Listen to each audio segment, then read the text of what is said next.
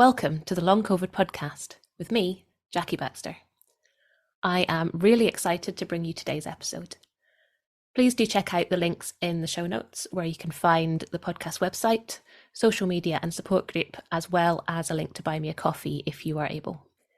You should not rely on any medical information contained in this podcast and related materials in making medical, health-related or other decisions. Please do consult a doctor or other health professional. I love to hear from you. If you've got any suggestions or feedback or just want to say hey, then please do get in touch. I really hope you enjoy this episode, so here we go.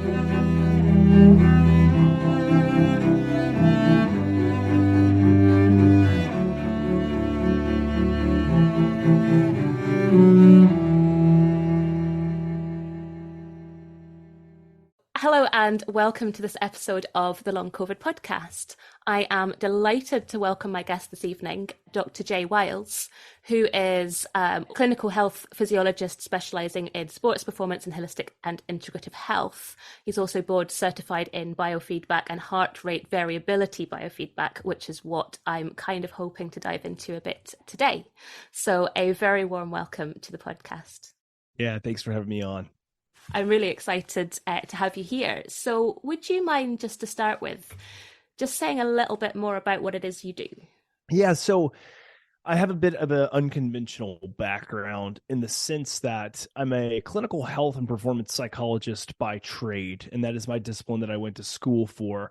But I specialized in the niche area of psychophysiology and biometrics, which is just a really fancy, long-winded way of saying that I was really interested in how can we pool information about someone's nervous system functioning or their stress response from information that we can gather from their body. So a lot of people, when they think about that intuitively, they're going to think about heart rate. They're going to think about, skin sweating or these other kind of metrics.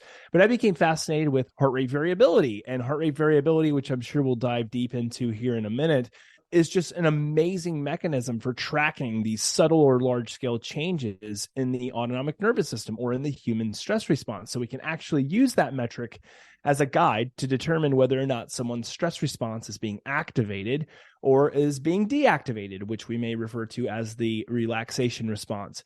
So back in 2021, or I guess I should say August 2021, I formed my company, which is Hanu Health. We're a biometric company that utilizes wearable technology to continuously track changes via heart rate variability, heart rate of the autonomic nervous system to provide users with feedback on changes in their stress response so that they can become more self-aware of their stress response and then become more self-regulatory of their stress response. Or in other words, learn how to manage their stress response in the moment with different techniques such as breathing and meditation, mindfulness, and kind of a large slew of tools there. So I am the co-founder and chief scientific officer of Hanu Health, and that is what I do in my day job. Now, all day long, I work on creating the best digital mental health product that we can, leveraging biometric technology and leveraging just what we know from evidence-based practices in psychology and psychophysiology. Wow, I mean, that sounds like such an exciting thing to do as well. It is for sure. It's amazing. Now, I first came across you and your work through Patrick McKeown, the breathing god. That's right. And he described you as somebody who was able to present information about HRV in a way that is easy to access and practical in a day-to-day life. And in preparation for speaking with you, I asked some of my listeners what they might want to know about HRV. And I realized that partly from my own experiences and from some of the questions that they were coming up with, that easy to access and practical advice is exactly what we need here. Yes. So could we maybe demystify it a little bit and just dive into what exactly is HRV? Yeah, I think it just makes sense to start there. One of the main reasons is because HRV, or heart rate variability, has become rather ubiquitous to many individuals, especially if they own wearable technology. So when I say wearable technology, I'm talking Apple Watch or Fitbit or Garmin or Aura or Whoop, any of these devices that are monitoring changes in the body. And what we know is that we can indeed impact or make change by assessing change in the body. So heart rate variability at its core is indeed exactly how it sounds in its wording. It is the variability that occurs in heart rate, especially across the respiratory cycle. Now, that in and of itself may kind of sound a little bit confusing, so let me unpack that and then make sense of it. So let me use something that is pretty intuitively understood by most people, which is heart rate. If you were to put on a heart rate monitor right now, you would see a number that comes up with the letters BPM behind it, which is beats per minute. What that number is giving you is an average of how quickly your heart is beating in a given minute. So let's take, for instance, easy math, 60 BPM or 60 beats per minute. Well, what is that information telling us? It's telling us that on average, your heart is beating at a pace of 60 beats per minute, or again, simple math, 60 seconds in 1 minute, which means that your heart is beating at an average pace of once every single second. Now, if that was true, then what would that actually mean in terms of the variability of your heart rate? Well, it would mean that your heart rate is varying zero. So while it says 60 beats per minute, that is just saying on average how fast your heart is beating. But what we actually know is that your heart over the course of a minute is speeding up really quickly and it's slowing down. And it's speeding up really quickly and it's slowing down. And the main driver behind that is our breathing. This is a process or phenomena called respiratory sinus arrhythmia. Arrhythmia doesn't mean something bad. It's actually quite natural and quite good. We want arrhythmia. Now, we don't want things like AFib or atrial fibrillation, which is an arrhythmia of the heart's chamber or electrical output. We do not want that type of arrhythmia or AFib. What we want is the natural arrhythmia that occurs across the respiratory cycle. So as you inhale, we actually know that our heart rate is going to naturally speed up. Well, why is that? The primary reason the heart speeds up is because there's more oxygen available for delivery. So the body senses via many different physiological mechanisms that it needs to speed up in order to deliver oxygen all throughout the body. Makes complete sense. There are also physiological changes that are occurring as well, but that's the main one. And then as we exhale, the heart significantly slows down. And the reason that is happening is because there are physiological changes that are occurring. But the primary one is that we're actually activating our vagus nerve to slow the heart down. If there's not as much oxygen readily available, then let's go ahead and conserve the energy of the heart and the cardiovascular system. So again, we see this increase and this decrease. Well, if the heart is increasing and then decreasing, then that means that there must be some absolute changes in heart rate across the respiratory cycle, which means that each heart rate to heart rate or beat to beat interval is going to change in its amount of time. So as we inhale, the time between heartbeats is going to go down. And as we exhale, the time between heartbeats is going to expand.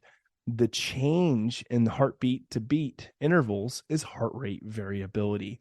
And what we know is that as someone is experiencing a stress response, heart rate variability actually goes down. We don't see as much of that rise and fall of the heart rate across the respiratory cycle. And the primary reason behind that is because naturally heart rate elevates. And then what we know as the vagal brake or the brake of the vagus nerve will come off. And the nervous system ramps up to attend to the stressor that's involved or that's occurring. And so we see heart rate variability decrease. So as heart rate variability decreases, we know that someone's stress response is being activated. And then as someone engages in relaxation, we'll see heart rate variability begin to inflate or go in an upward direction.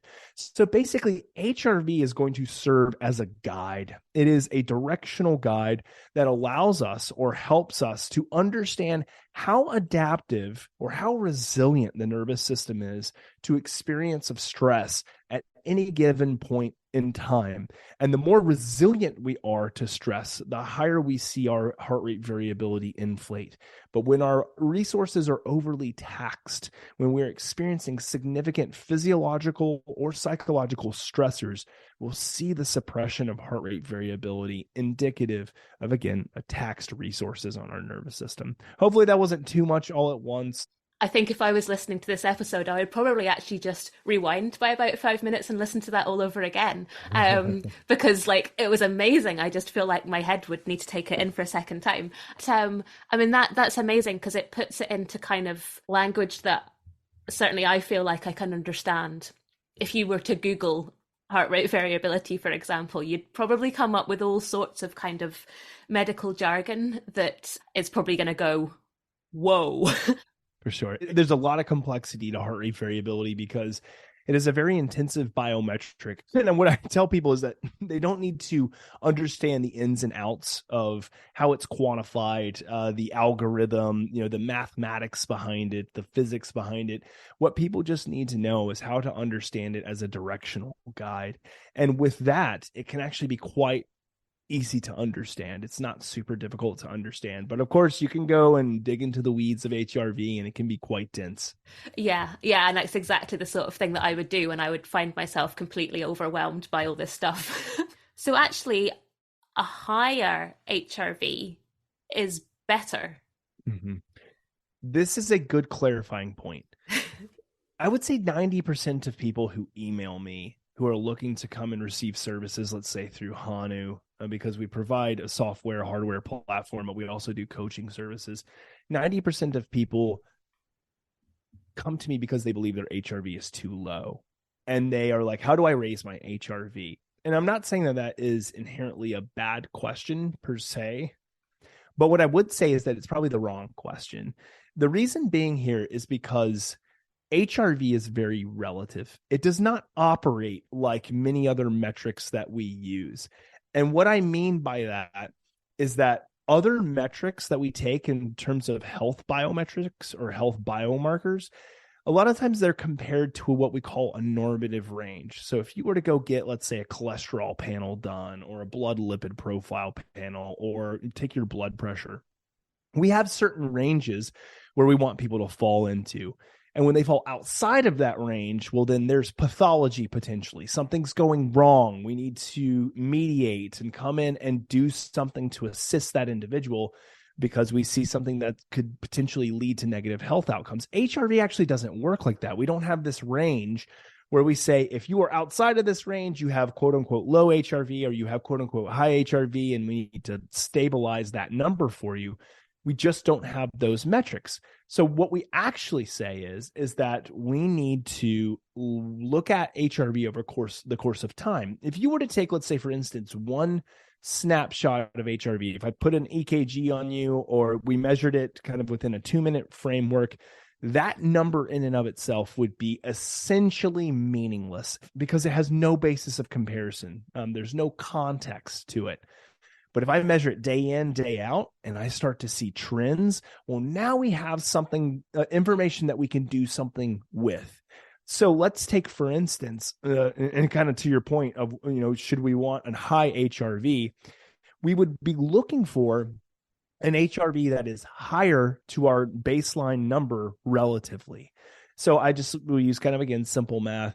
If I see that one day I'm looking and my HRV is 50, and the next day it's 40, and the next day it's 30, and the next day it's 20, I'm seeing a downward trend in heart rate variability. This is indicative that the nervous system is overly taxed and having a hard time adapting to whatever is in its environment, whether it be physiological recovery or stress, or psychological recovery and stress. The same thing goes in the opposite direction. If I see an increase in HRV from 50 to 60 to 70 to 80, that upward trend means that my body is actively engaging its relaxation response. And we see kind of this dynamic shift that is representative of someone who is recovering well, someone who is more or less resilient or adaptive from a nervous system perspective. So we have to take all of that information in within its own context. So if we say a higher HRV is better, what we're thinking about is better relative to what our normal baseline is. Because my 100 milliseconds heart rate variability and your, let's say, 150 millisecond heart rate variability, those two numbers, that's like comparing apples and oranges, because it might actually be that I took a shot of my 100 milliseconds and it sounds like, oh, it's much lower than, your 150, but maybe yours is normally 200 and now it's 150, and mine's normally 50 and now it's 100. So you can see how the direction of mine moved way up, but it's still a lower number than yours, and yours moved way down. Well, how do we actually kind of make sense of that information? We can only make sense of it based on the direction and the information relative to us. So hopefully that wasn't too confusing, because I just think it makes sense to explain that if we're looking at HRV as a number, what we really want is stability. We actually want a good, stable heart rate variability. It's the downward directional trends that are indicative of stress and overtaxation of the nervous system. And an upward trend can be pretty significantly indicative of someone who is recovering well or having a good relaxation response being kicked into high gear. Yeah, I mean, that makes complete sense. So much better to compare you to you rather than you to someone else. 100%. And that probably works across the board with a lot of other things as well. Why is this other person recovering faster than me is really not that helpful, is it? So what I would be interested in, I mean, with something like long COVID, and I think this probably translates into probably all chronic illnesses, we have this huge fluctuation of symptoms and how we're feeling. So, for example, I might wake up in the morning and feel absolutely dreadful, but by the afternoon, I'm actually doing kind of all right. And is this HRV, is that potentially going to fluctuate along with those kind of patterns of up and down? Yeah, heart rate variability changes on a moment-to-moment basis because it is a very sensitive metric. For instance, if you were to start pacing your breathing right now, so increasing again those waves of heart rate, the increase of heart and the decrease of heart rate, you would see significant changes in HRV. Most people would. They'd see a heart rate variability begin to go up, which is why breath work is so incredibly powerful for resiliency, and biofeedback is so incredibly powerful for stress resiliency. So it changes really quickly depending on the context.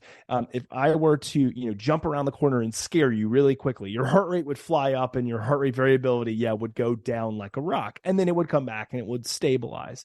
So depending on what you're experiencing physiologically, psychologically, contextually, HRV is going to change. So it may very well be that in the morning when you're feeling rough, symptoms are kicking into high gear, the immune response is having a hard time keeping up, your nervous system is being overly taxed, and we would see heart rate variability suppressed. And then now, as the day goes on, we might actually see heart rate variability go up because your body is adapting and is becoming more resilient to the stress that it was enduring. So we can use it again as a guide. And I think that's the best application of heart rate variability, is a guide as to how well or not so well we are adapting to stress.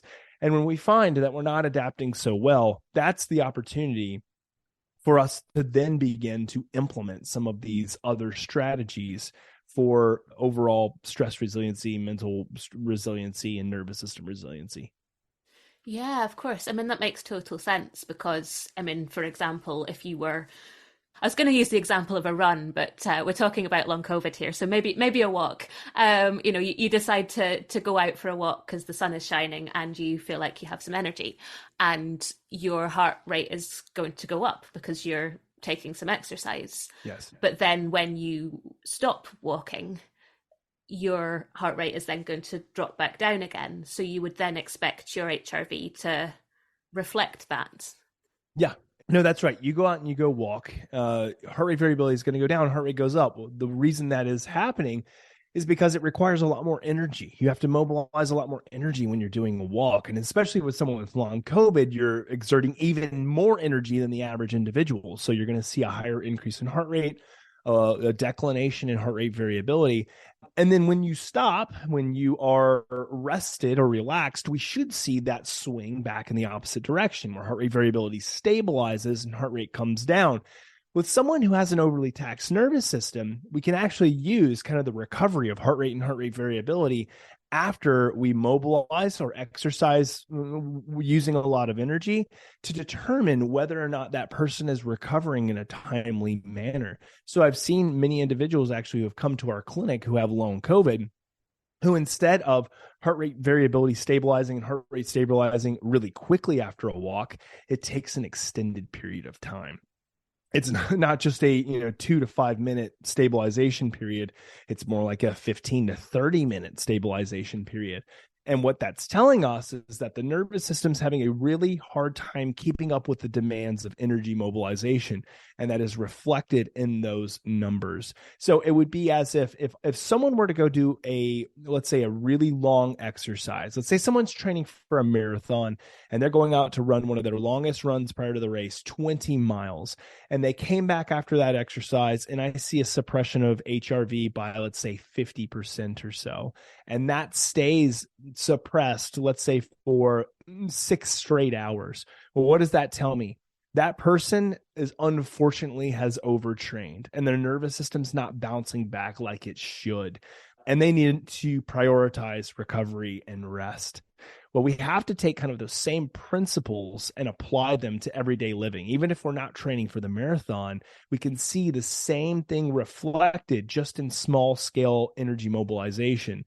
And with that knowledge, we have to ensure that we watch our metrics to determine whether or not we have indeed pushed ourselves a little bit too hard, or should we be placing more emphasis or priority to energy conservation, or what we refer to as relaxing and resting?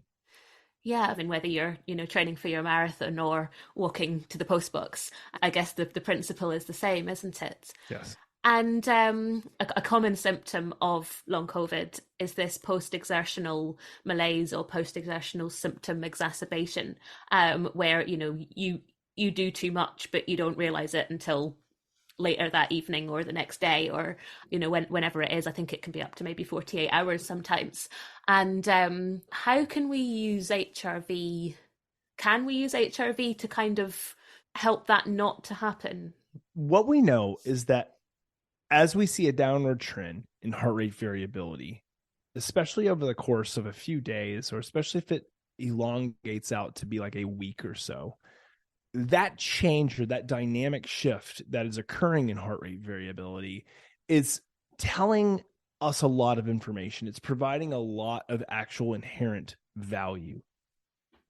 We have to listen to our body, but we also want to listen to the objective data. I tell people that we have to rule in both our subjective experience, and we have to marry that or couple that with our objective data. I don't like one or the other. It's both. I think that both can be quite helpful. So yes, we can use it as a mechanism to determine the adaptability or resilience of our nervous system after we have exerted energy. And we also can look at using it in terms of overall recovery. We know that as people engage in more excessive movement or energy when their heart rate variability is low, they see a reduction in performance. They also see an increase in injury. And the reason being is because when the nervous system is not operating at its highest capacity, well, then that shuts off or at least reduces the efficacy of other parts of the body, whether it's in the peripheral nervous system, in your central nervous system, motor movement, muscular propensity, like all of these things go down when heart rate variability is suppressed. So again, I say that HRV is not necessarily the end all be all, but it obviously can serve as a really good guide or proxy to the shifts that we're seeing in the nervous system. We'll be right back. I'm interrupting myself for a second to tell you about long COVID breathing. The fabulous Vicky Jones and I have teamed up to bring you long COVID breathing. We are both passionate about sharing our expertise and experience of the breath and how incredibly helpful that can be with long COVID. We've worked together to develop a course that is specifically tailored to those with long COVID. It's a 6-week course with 12 sessions, all delivered online. The community feel and learning that we're all sharing is such a joy. To find out more information and to sign up for our courses, workshops, and other shorter sessions, please check out the link below, longcovidbreathing.com, or email longcovidbreathing@gmail.com to start your breathing journey with us.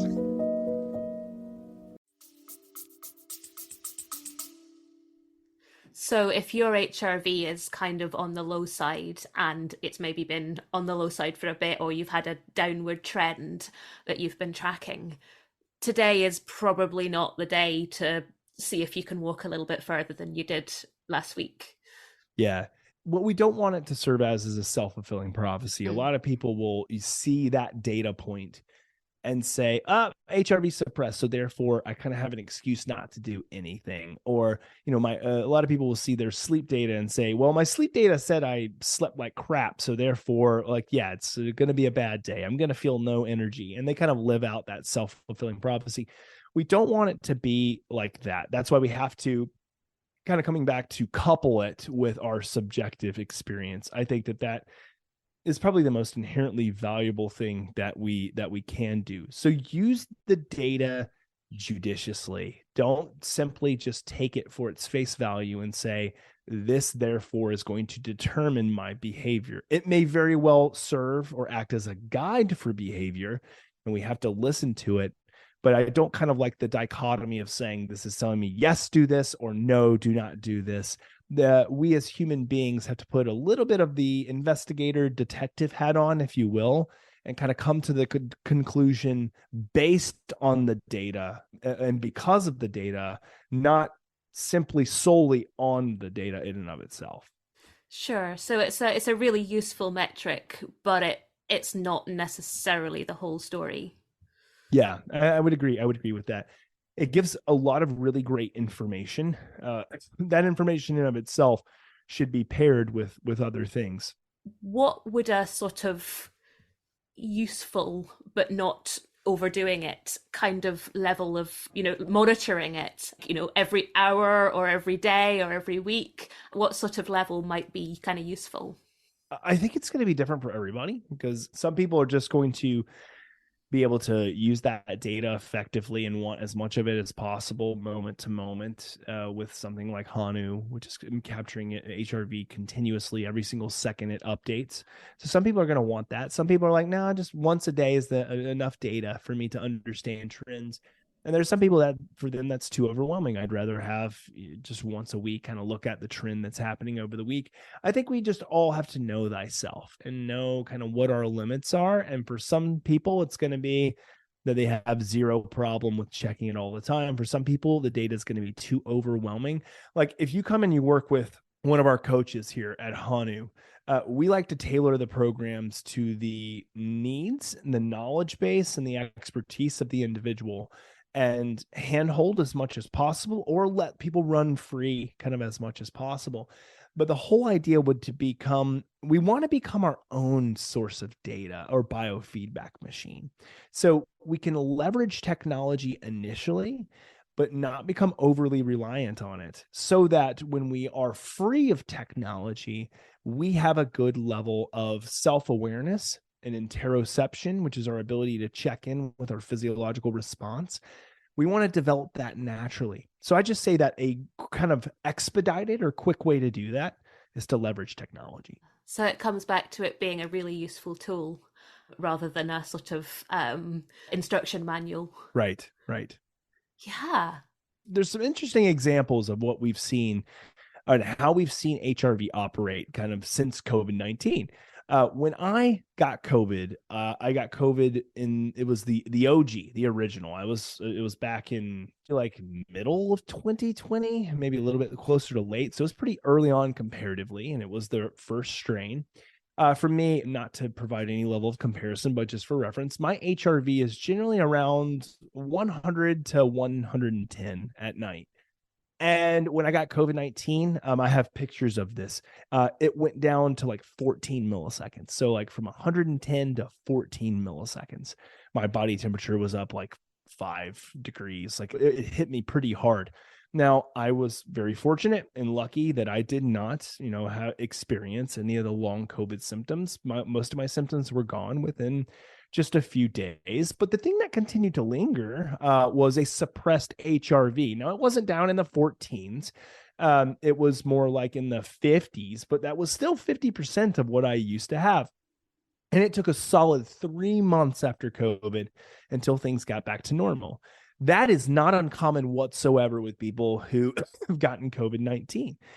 With long COVID, we've seen a significant suppression that stayed down.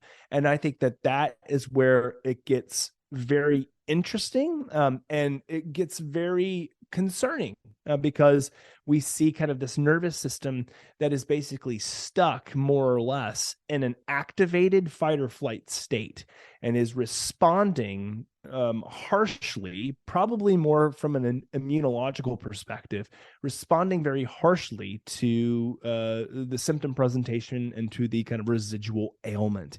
And so we'll see a suppression in HRV. Now, I've worked with many individuals who have long COVID, and the whole idea behind kind of working on nervous system functioning is retraining a more adaptive response amidst a nervous system that is being quite taxed. So that comes through the implementation of a lot of heart rate variability, biofeedback, and breath work, mindful awareness, and meditation. There are a lot of strategies that I've used, and it has helped people significantly in improving these overall outcomes, especially if we focus on breathing and the effects of breath work and proper, cadence of breathing, changes in the biomechanics and biochemistry of breathing. We see this really cool dynamic shift in nervous system resiliency. Yeah, and that's really interesting because, I think a lot of people probably have been tracking their HRV along with all sorts of other things. And as you say, it can be really useful, but it's also quite easy to get a bit kind of stuck in the numbers, which again isn't always helpful to be too stuck. It's like reliant. People become reliant on the numbers, and they use it as the primary determinant as to how they feel. And I think that while data is powerful, it's not that powerful. What's more powerful is your intuition and your ability to feel into your level of recovery. What we use the information or data for is as information, as a guide, as a assistant, as a level of accountability, not as the end all be all. We'll be right back. Hey there, I'm just jumping in for a second to see if you're enjoying this episode. If you're finding it useful, maybe you would consider sharing it somewhere, a friend, a group, or even on your Twitter feed. If everyone was able to share just once, we'd be able to get this information out to even more people who really, really need it. So please consider sharing somewhere if you possibly can. I hope you enjoy the episode, and thank you so much.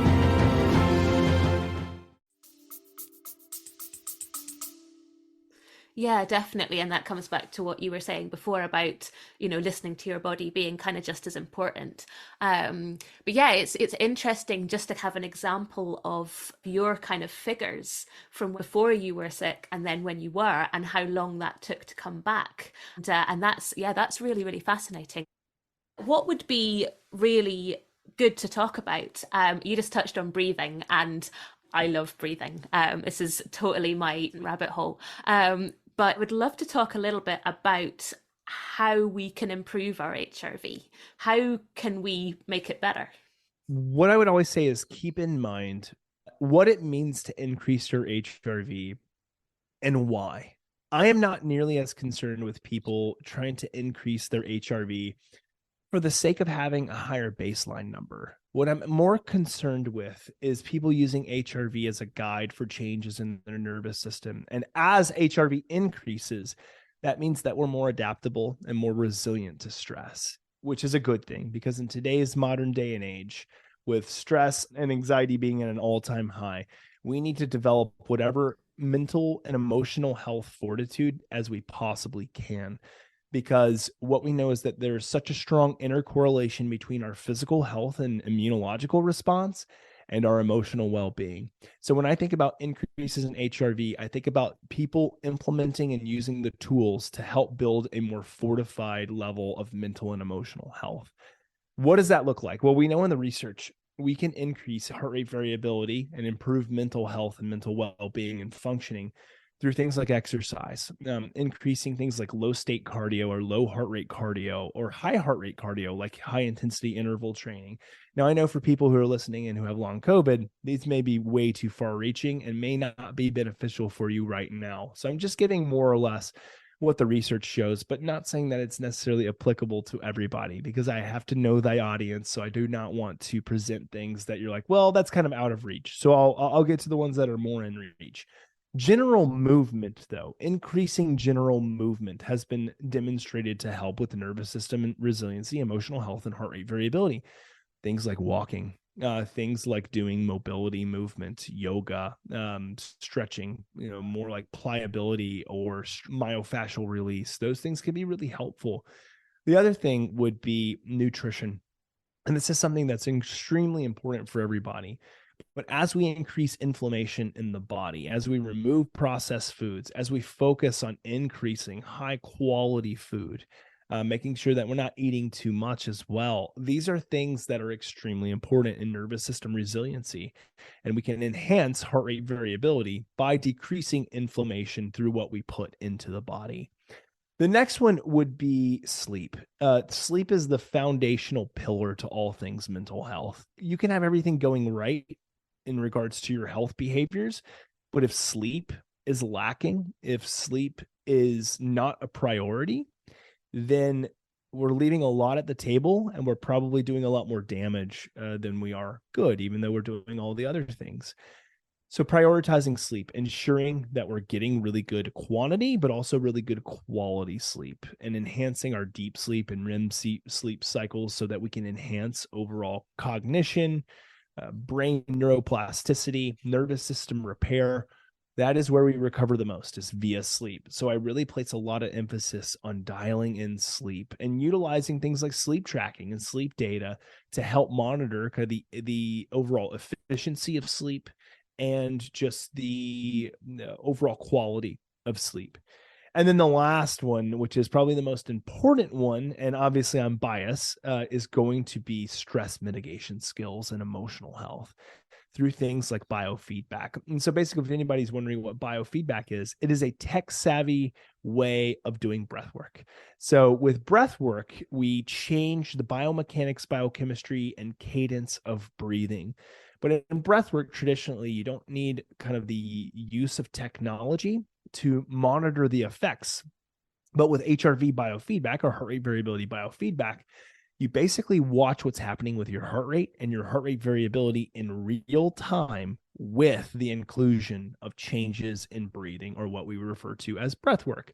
So what I love about this and what the research demonstrates is that if you add this component to your breath work practice, you're able to see in real time the significant movement of your relaxation response. And for most people, they want to see that hard scientific data and evidence that what they're doing is actually working. It's actually creating change within the nervous system. So as we pace our breathing, as we change the way that we breathe from thoracic chest breathing to low, slow, deep breathing, we'll see this really beautiful upward curve of heart rate variability. What is that telling us? It's telling us that what we're doing right now is activating the parasympathetic nervous system. It's activating our relaxation response, which we know has a slew of physiological and emotional mental benefits. The evidence is so robust in this area. So a lot of times people will do, let's say, meditation or mindfulness training or breath work. And at the end of the session, they say, I think I feel better. Like I feel less stressed. I feel less anxious. That's great. That's what we really want people to do. But then a lot of the times the behavior falls off and they don't stick with it.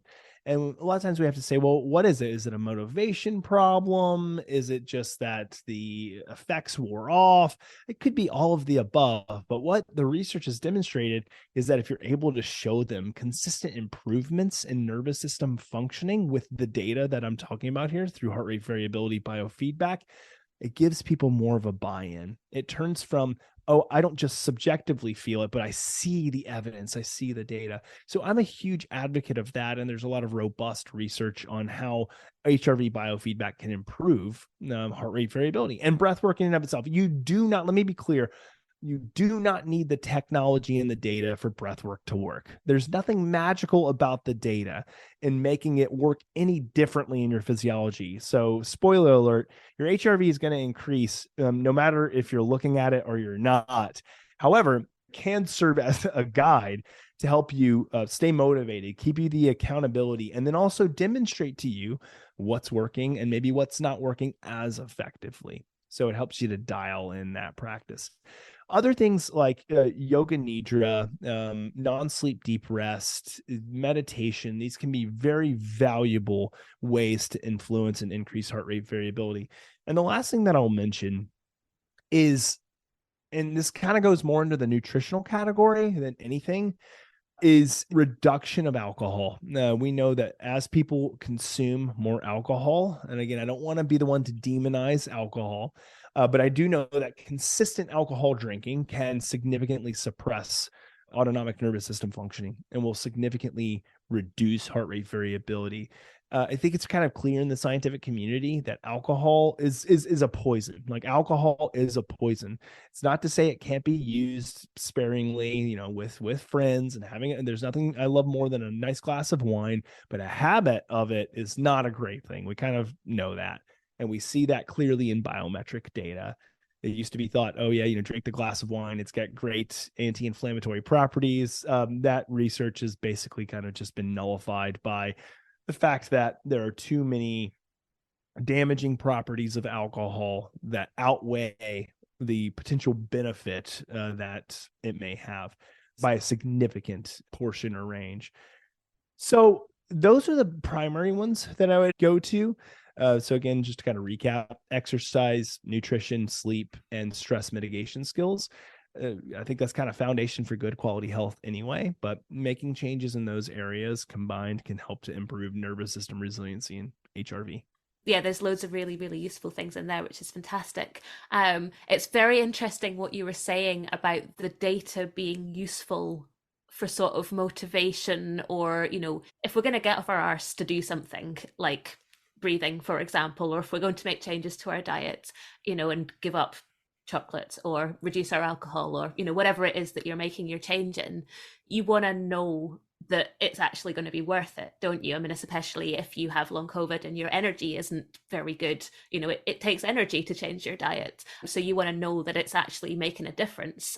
So it is useful like that. Right. I think what I fell into this trap where I had a period where I started feeling better. I thought, and I'd been doing lots of gentle yoga, I'd been doing lots of breath work, I'd been doing lots of yoga nidra, and it had been helping, which is wonderful. And then I'd been starting to feel better. And then 2 weeks later, bam. And I was like, oh yeah, I didn't do any yoga for the last 2 weeks. I wasn't thinking about my breath work. I wasn't doing these things. So it's a bit of a trap to fall into, isn't it? The curse of the good day. Yeah, for sure. It's one of those things that I think it translates to so many different areas of life. When you think, oh man, things are going well, you can somewhat like let up on some of the things that you've been doing. Then when things start to kind of spiral downwards, you say, oh, well, I remember what it was. That was the catalyst. That was the change agent. And you go back to it, and then you start feeling better again.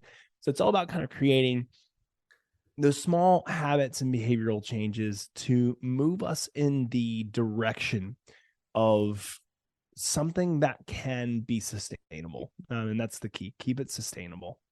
Yeah, definitely. Yeah, trying to do too much too soon is never going to work. And I think we've all learned that lesson the hard way. Right. I certainly have.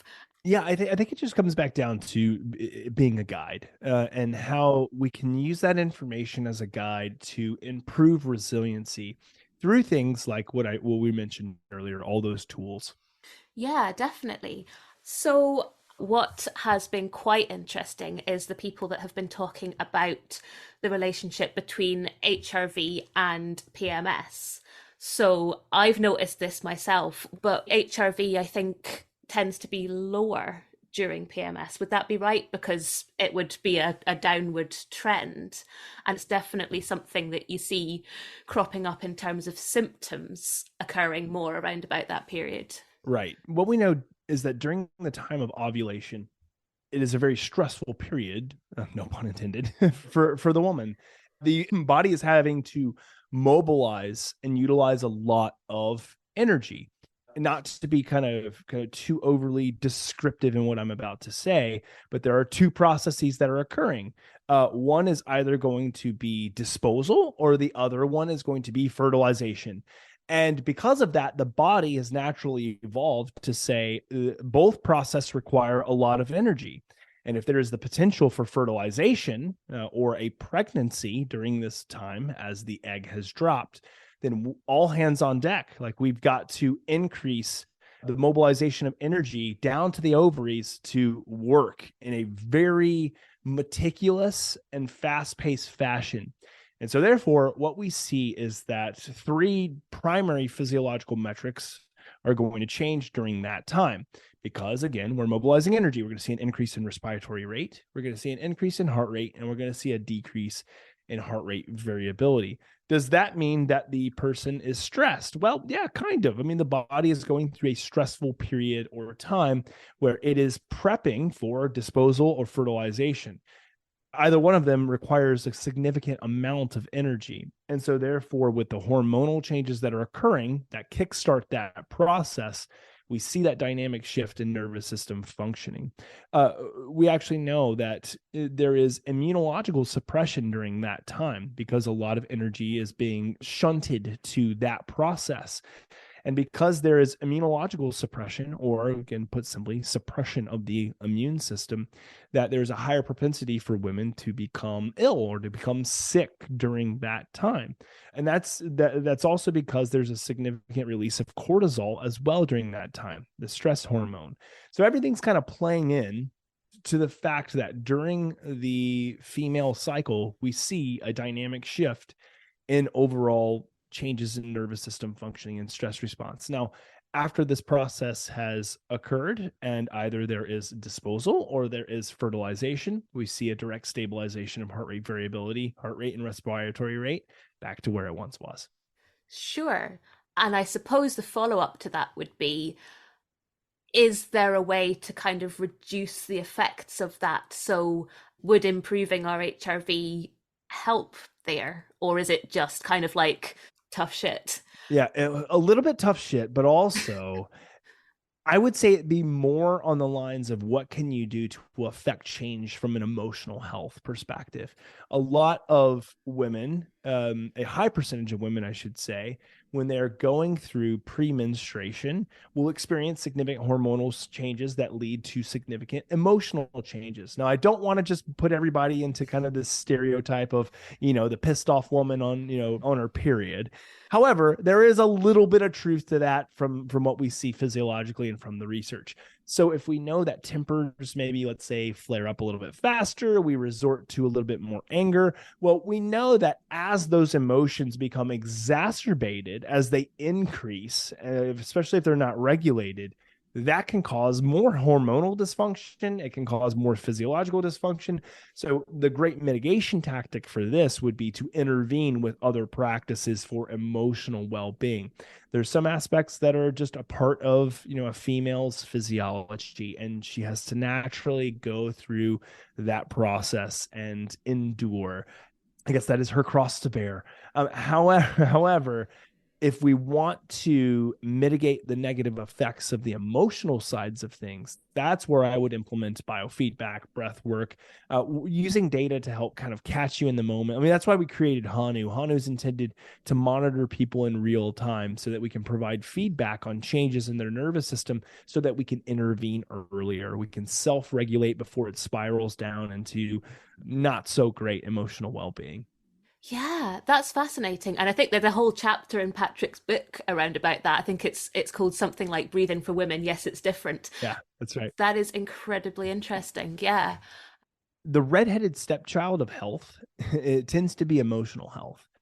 we all acknowledge that it's there. We all acknowledge that we should do something about it. But for some reason, it just doesn't stand out as sexy as, changing our diet or changing our exercise or like buying all this cool stuff for sleep and supplements and all. Emotional health takes a little bit of a back seat. But I would argue, and I think most people would agree with this nowadays, that emotional health should be a core pillar. It should be on the same level as exercise, as sleep, as nutrition. It's really freaking important. And if you disregard it and you allow things to compound and for stress to compound over time, humans have the propensity to do one of two things. We either explode or we implode. We either go off on somebody else and make a fool of ourselves, or we go and we implode. We socially isolate. We get depressed. We move away from people. I think it's incredibly valuable and important for people to understand that that's kind of the two paths you go down if you don't take into consideration the impact and role of emotional health in overall health. So I think we should quit making emotional health the redheaded stepchild, and we should focus on making it a primary pillar. And just one tool that I think we have at our disposal right now is using HRV as a good guide. And that's kind of really what I like to teach and preach, is that it serves as a really great guide to improve emotional health, and emotional health is important. Yeah, definitely. I like the analogy of the pillars. There's certainly been a lot of people that have been told that, long COVID is quote unquote just anxiety, or, it's all in your head. And, Mm-hmm. it's obviously not. But putting mental health and physical health and all the other things next to each other, I think, is very important. They are both there and they are both impacted by something like that. And they are both important. Yeah, absolutely. It's all important, and if you disregard one of the pillars, then the rest of the house can fall. And it's just that clear, right? It's like if we knew that it took 4 pillars to build a really strong home, we wouldn't build 3. We would build 4, and they would all be equally as strong as one another. And as we knock one of those legs out, we know that the house falls down. So it's really good to pay attention to each of those categories. Yeah, absolutely. Yeah, a 3-pillared house. Not ideal. No, not ideal. That's right. Brilliant. Well, thank you so much for joining me today. It's been amazing. I feel like my brain is sort of exploding a little bit, but in a good way. I've learned so much. So I'm sure it will be the same for everybody else who's been listening. So thank you so much for your time. Yeah, absolutely. Thanks for having me on. Thank you so much to all of my guests and to you for listening. I hope you've enjoyed it, or at least found it useful. The Long COVID podcast is entirely self-produced and self-funded. I'm doing all of this myself. If you're able to, please go to buymeacoffee.com/longcovidpod to help me cover the costs of hosting the podcast. Please look out for the next episode of the Long COVID podcast. It's available on all the usual podcast hosting things. And do get in touch